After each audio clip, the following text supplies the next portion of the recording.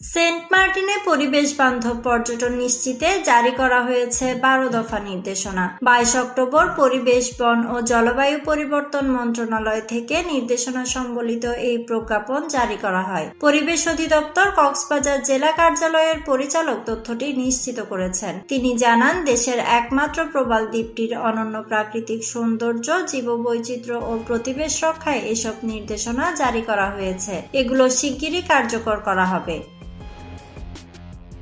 নির্দেশনা অনুযায়ী সেন্ট মার্টিনে ডিসেম্বর ও জানুয়ারিতে পর্যটকদের রাত্রি যাপনের অনুমতি দেওয়া হয়েছে, তবে নভেম্বরে শুধু দিনে ভ্রমণ করা যাবে। ফেব্রুয়ারিতে দ্বীপে পর্যটকদের যাতায়াত সম্পূর্ণ বন্ধ থাকবে। নতুন নির্দেশনায় বলা হয়, বাংলাদেশ অভ্যন্তরীণ নৌ পরিবহন কর্তৃপক্ষ এখন থেকে পরিবেশ মন্ত্রণালয়ের অনুমোদন ছাড়া সেন্ট মার্টিনে কোনো নৌযান চলাচলের অনুমতি দিতে পারবে না।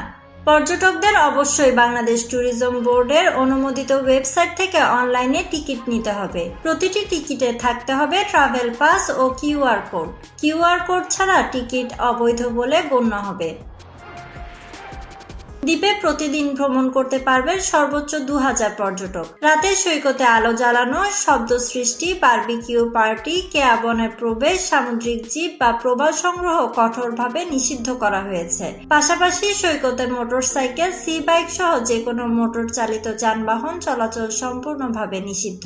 এছাড়া দ্বীপে পলিথিন বহন করা যাবে না। সেই সঙ্গে একবার ব্যবহারযোগ্য প্লাস্টিক সামগ্রী যেমন চিপসের প্যাকেট, প্লাস্টিক চামচ, স্ট্র, শ্যাম্পুর মিনি প্যাক ব্যবহারে নিরুৎসাহিত করা হয়েছে।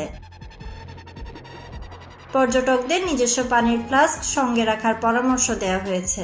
সরকার মনে করছে, এসব নির্দেশনা বাস্তবায়নে সেন্ট মার্টিন দ্বীপের নাজুক পরিবেশ ও জীববৈচিত্র্য সংরক্ষিত থাকবে এবং দ্বীপটি হবে দায়িত্বশীল ও পরিবেশ বান্ধব পর্যটনের একটি উৎকৃষ্ট উদাহরণ।